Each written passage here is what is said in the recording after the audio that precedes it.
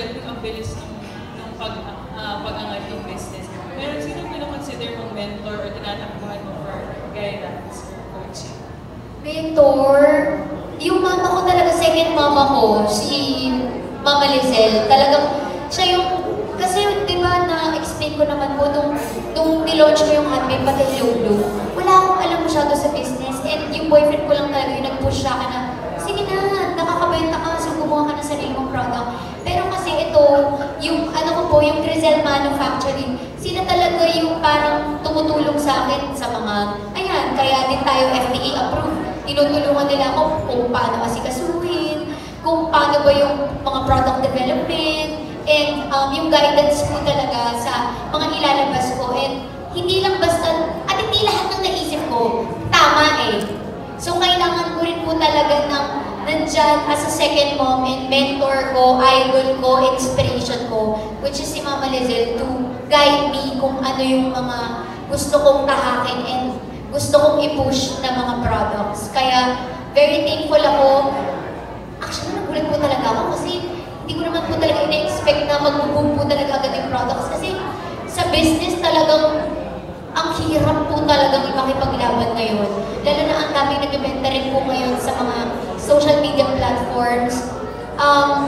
Kaya ang panlaban ko lang po talaga, quality products. Yun lang eh. Hindi na ako eh. Tanggalin nyo na ako, pero yung quality products po, yun yung may pagmamalaki ko kasi dun po talaga lumakas yung business. Thank you.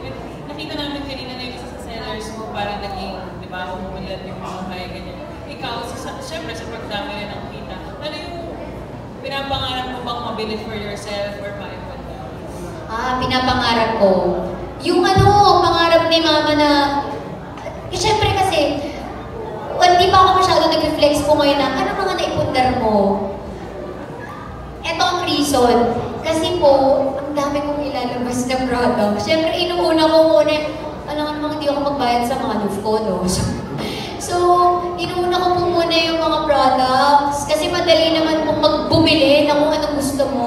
Pero, kinukulit na ako ni Mama na sana this year, mabilan ko rin siya ng van. Oo, kasi nga syempre malaki na yung pamilya namin. Tingnan natin, mukhang kaya naman this year. So, tingnan po natin. Kasi ang dami ko po talaga ilalabas.